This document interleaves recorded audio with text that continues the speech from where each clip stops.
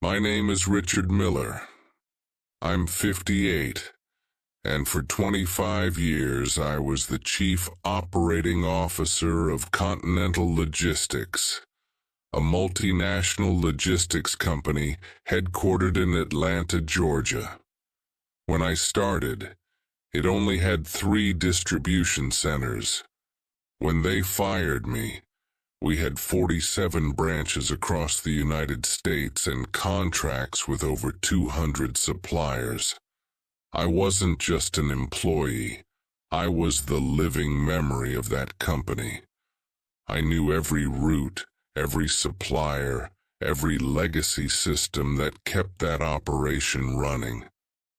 I knew Interstate Trucking's truck was always late on Mondays because the main driver had family issues. I knew our partnership with Memphis Distribution depended on a personal relationship I'd built over 15 years. I knew exactly which systems could fail and when. But to Michael Vance, our new 38-year-old CEO, fresh out of a Silicon Valley tech startup, I was just legacy cost that needed to be eliminated. The firing happened on a Thursday in March at 2 p.m. Michael called me into his office along with HR Director Jennifer Walsh. No small talk, no lead up. He got straight to the point.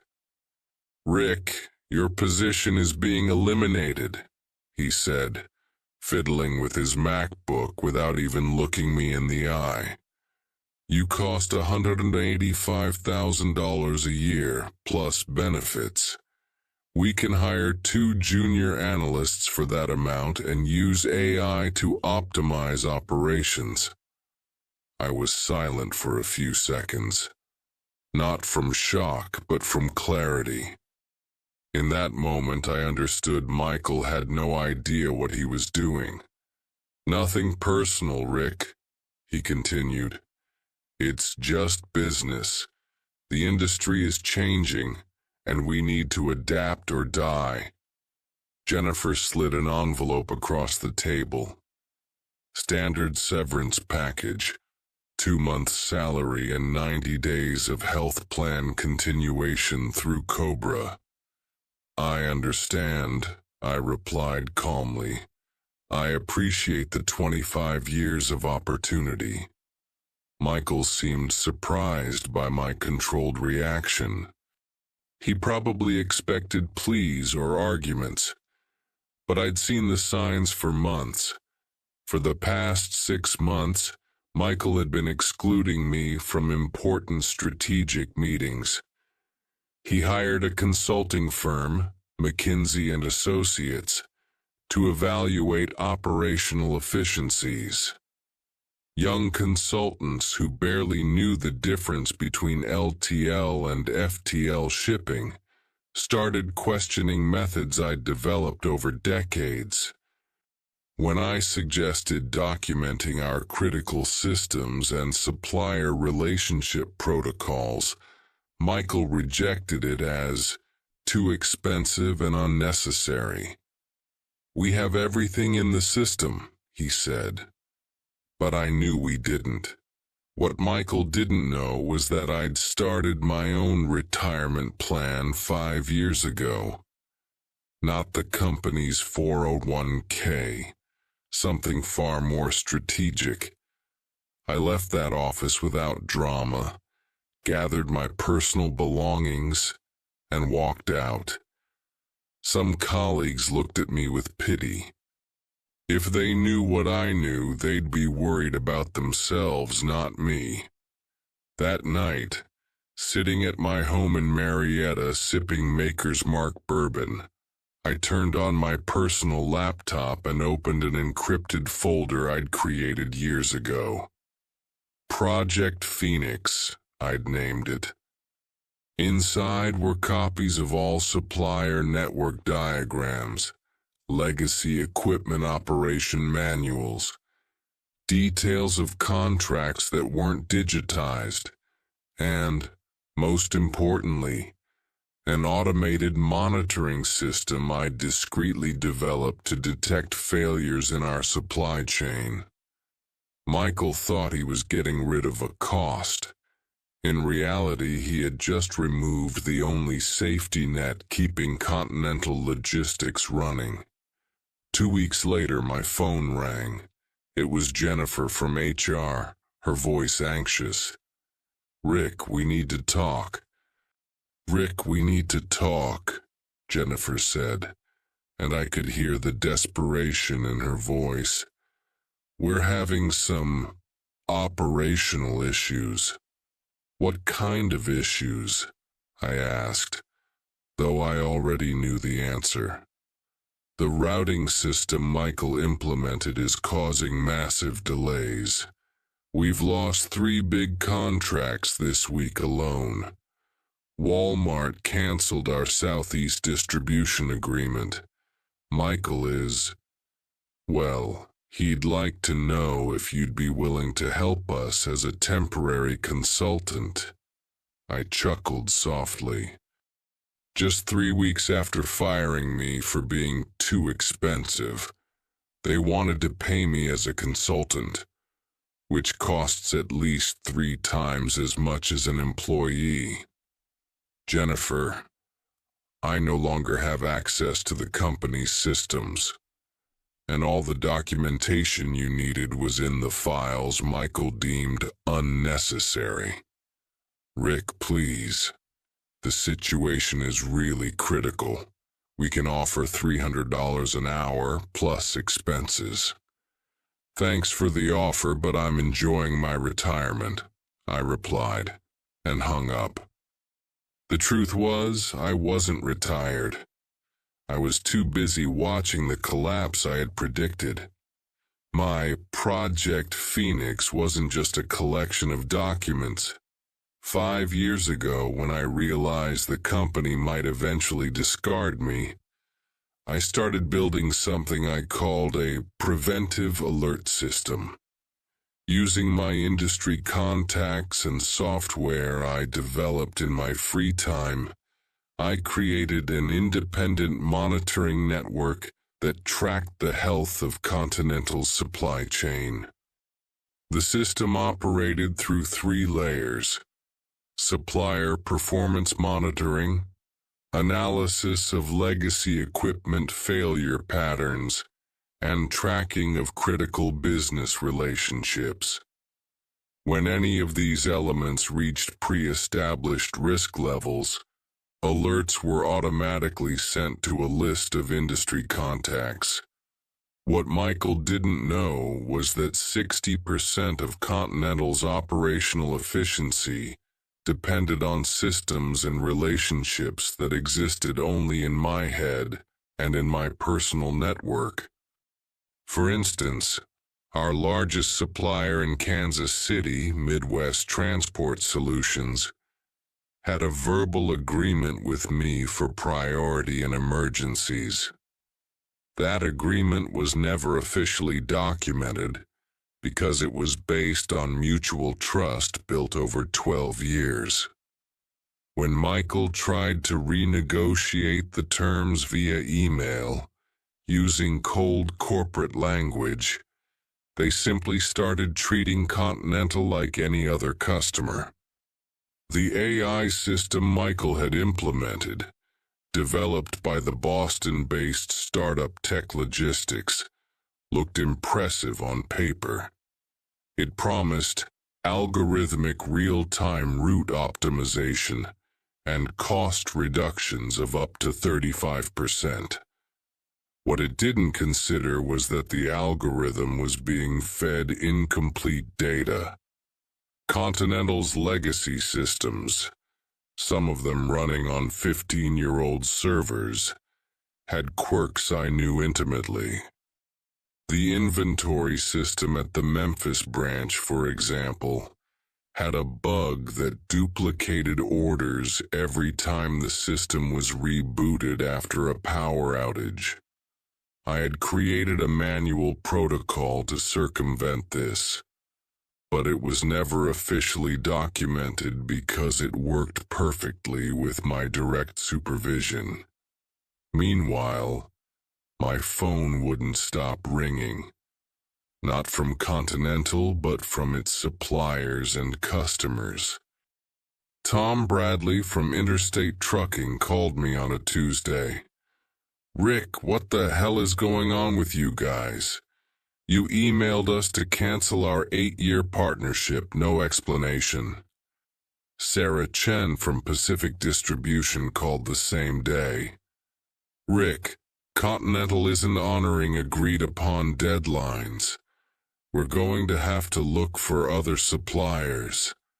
I listened, took notes, but offered no solutions. It wasn't my problem anymore. The situation deteriorated rapidly. Michael's AI system, without the contextual data I provided, started making catastrophic choices. It routed a shipment of perishable pharmaceuticals through Arizona in the middle of summer, resulting in a $2.3 million loss in medications. It directed 3 trucks onto a route I knew had been under construction for 6 months, causing 2-day delays for Amazon Prime. But the worst was yet to come. My monitoring system detected something that made me smile for the first time in weeks. Continental was about to lose its biggest contract with Target Corporation. The contract was worth $18 million annually and required 99.2% on-time delivery. They had been operating at 87% for the past 4 weeks. Michael apparently had no idea how critical this contract was.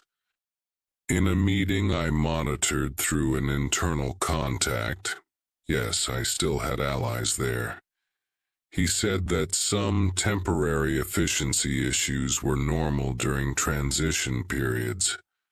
What he didn't know was that Target's logistics director, Jim Morrison, was my former colleague from my time at UPS 20 years ago. Jim called me personally. "Rick, I heard you left Continental. That's a shame. I always respected your work." "Thanks, Jim. How are things?"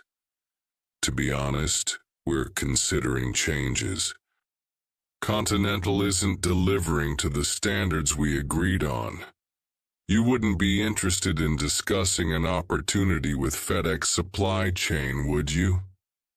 I smiled. FedEx was one of Continental's biggest competitors. "That might be interesting," I replied. That same night, Michael called me personally. It was almost midnight. "Rick, I need to talk to you." His voice was strained, unlike the arrogant confidence of 3 weeks ago. "Can we meet tomorrow? I have a proposal that might interest you." "Sure, Michael, but I need to warn you. My consulting fee is now $500 an hour with upfront payment." There was a long pause. "All right. Can we meet at the Starbucks on Peachtree at 10 a.m.? I prefer the office. After all, it's about business, isn't it?"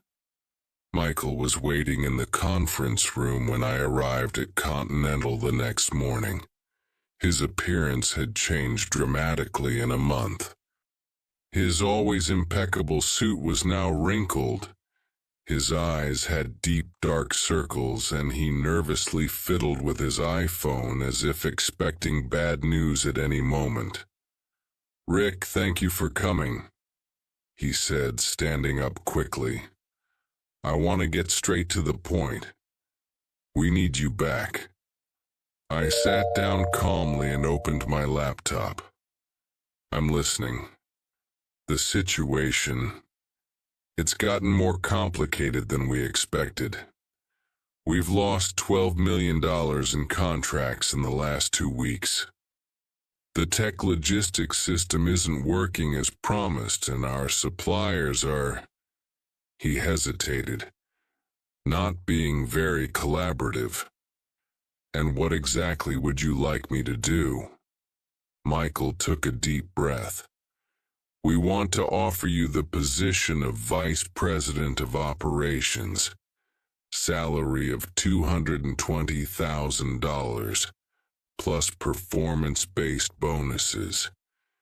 You would have full autonomy to reverse these temporary difficulties." I remained silent for a few seconds, pretending to consider the offer. In reality, I was calculating how many more millions they would lose by the end of the month. "Michael, I have 2 questions. First, do you still believe I was too expensive a month ago?" He flushed. "Rick, that was a strategic decision based on projections that turned out to be inaccurate. Second question, do you have any idea why Tom Bradley from Interstate Trucking canceled your contract?" His silence was the answer I expected. "Tom canceled because you sent a terms renegotiation email written by an intern, treating an 8-year partnership as if it were just some random Fiverr gig. Tom called me personally to ask if I'd lost my mind." Michael was visibly uncomfortable. "We can fix this. With you back, we can win back those suppliers." "Maybe," I replied. "But first, I need to understand the extent of the problem. Can I see the operational reports from the last month?" He slid a folder across the table. As I flipped through the documents, the situation revealed itself to be even worse than I had imagined. Continental had lost not only contracts, but also 3 key employees I had personally trained. David Park, our best West Coast routing coordinator, had been fired for questioning management decisions. In fact, David had tried to warn about problems my system had already detected weeks earlier.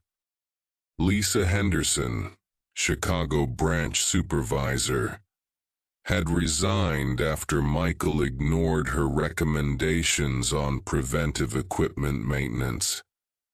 Now, 2 of the branch's main barcode scanners were broken, causing 4 6-hour delays in all operations.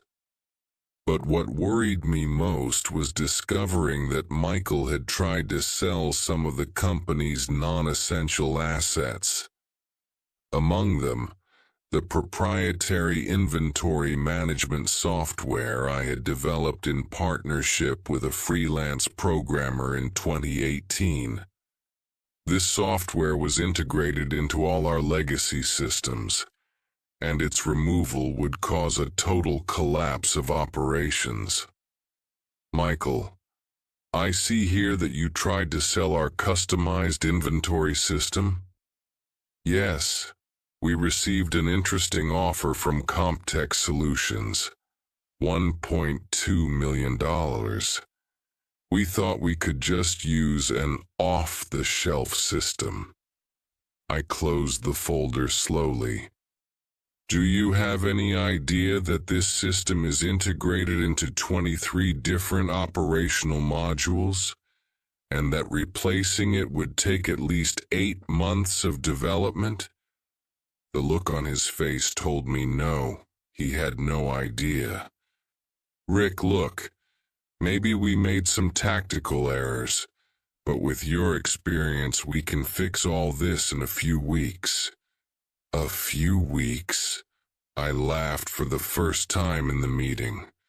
"Michael, you don't have a few weeks. Your contract with Target will be canceled on Friday, If performance doesn't improve to 95%, you're operating at 83%. Home Depot has already communicated that they're cutting orders by 40% next quarter, and FedEx is offering 15% lower prices to your 3 largest remaining clients. Michael went pale. How do you know all this? Because, unlike you, I understand that logistics is a business of relationships, not algorithms. At that moment his phone rang. He answered with a tense expression. Yes, Jennifer? What? No, that can't be happening. When? His voice progressively rose. What do you mean, total system failure? He hung up and looked at me in despair. The Atlanta data center just went down. Apparently there was a system overload on the main server, and our backups aren't working. I knew exactly what had happened. Continental's main server ran on 2009 hardware that I'd been asking to replace for 3 years. It had a quirk. When overloaded with data processing above a specific limit, something my monitoring system carefully tracked, it would go into a cascading failure. Michael's AI system, trying to process real-time routes to compensate for accumulated delays, had finally pushed the server beyond its capacity. How long to restore the system? I asked, though I already knew the answer. They said 48 to 72 hours. Michael, do you have any idea what 72 hours without a system means for a logistics company? He shook his head, defeated. It means by Monday you won't have a company anymore. I stood up and closed my laptop. My offer is this: $750,000 paid up front for a 30-day emergency consultancy. No guarantee of results, just my best effort. Rick, that's almost 4 times your annual salary. That was my annual salary when I was just legacy cost. Now I'm your only chance of survival. Michael was silent for long seconds, probably calculating if the company had the liquidity to pay. I need to talk to the board, he finally said. You have until 5 p.m. today, I replied, walking towards the door. After that, I'll be busy helping FedEx manage the contracts you're going to lose. I left Continental knowing the final moment had arrived. Michael would finally understand the true cost of discarding experience in favor of spreadsheets and algorithms. Michael didn't call me at 5 p.m. In fact, he didn't call me that day. At 7:30 p.m., I received a call from Robert Chen, CEO of FedEx Supply Chain Southeast Division. Rick, I heard through Jim Morrison that you're available. We have a proposal that might interest you. The next morning, while having coffee in my kitchen in Marietta, I read the headline in the Atlanta Business Chronicle: Continental Logistics faces operational collapse after system failure. The article mentioned that the company had lost $18 million in contracts in the last month and was facing potential bankruptcy proceedings. 2 hours later, my phone rang. It was Michael, and his voice was completely broken. Rick, the board approved it. The $750,000. When can you start? Michael, I replied calmly. Yesterday was the deadline. Today is a new day, with new prices. Please, Rick, The whole company will go bankrupt. 300 people will lose their jobs. 300 people you should have considered before you fired me for being too expensive, I retorted. But I have a counteroffer. There was silence on the other end. I'm taking over as VP of Operations for FedEx Supply Chain next Monday. Salary of $280,000 plus profit sharing, plus a $5 million budget to build my own team. They want to expand rapidly in the Southeast region, and guess where they'll be looking for the best clients? Rick, you can't do this. You built Continental. This company is your life. No, Michael, I built a company. You destroyed it. Those are different things. I hung up the phone and never spoke to Michael Vance again. The following Monday, I started at FedEx. My first decision was to hire David Park, Lisa Henderson, and other former Continental employees whom Michael had either fired or who had resigned. Within 2 weeks, we had an elite team made up of people who truly understood logistics. My second decision was to implement a program I called Legacy Knowledge Integration, a system where experienced professionals mentored young talent, combining practical experience with modern technology. It wasn't about resisting change, but ensuring that change was intelligent. What happened in the following months was almost poetic. Continental Logistics declared bankruptcy in June. The proceedings revealed that Michael had inflated efficiency numbers to attract investors for a merger that never materialized. Furthermore, it was discovered that he had received $1.2 million in bonuses based on these false metrics, while firing employees to cut costs. Michael was sued by investors for mismanagement and fraud. His Stanford MBA and his startup background didn't save him when the real numbers came to light. Last I heard, he was trying to get a middle management position at a consulting firm in Phoenix. FedEx, meanwhile, grew 340% in the Southeast region in 8 months. We won not only Continental's former clients, but also contracts they could never close because they lacked the necessary expertise. The target contract, worth $18 million annually? Jim Morrison personally reached out to me.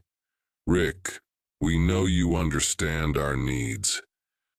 Can we talk? We closed a $25 million annual contract with a guaranteed 99.5% performance, something Continental could never offer. But the real satisfaction came 6 months later, during an American Logistics Association conference in Nashville. I was presenting our Legacy Knowledge Integration program when I noticed Michael in the audience, clearly uncomfortable. After my presentation, he approached. He was noticeably thinner, wearing a suit that looked cheap compared to his usual standards. Rick, good presentation. Can I talk to you for a minute? We walked to a more private corner of the convention center. I wanted to apologize, he said, avoiding eye contact. I didn't truly understand what you did at Continental. I thought experience was just old knowledge. And now, I asked. Now I understand that experience is tested knowledge. It's knowing what works and, more importantly, what doesn't work and why. I nodded. Michael, you're not a bad person. You're just young and you are arrogant. The difference is arrogance can be corrected. Stupidity cannot. He laughed bitterly. It was an expensive lesson to learn. For you and for 300 families who lost their jobs, I replied. We parted civilly. I felt pity for him, but no remorse. Today, 2 years later, I run FedEx's largest logistics operation in the Southeast. My team has 450 people, mixing seasoned veterans with brilliant young talent. We develop innovative technologies, but always based on solid fundamentals. David Park is now my Vice President of West Coast Operations. Lisa Henderson runs our Chicago division.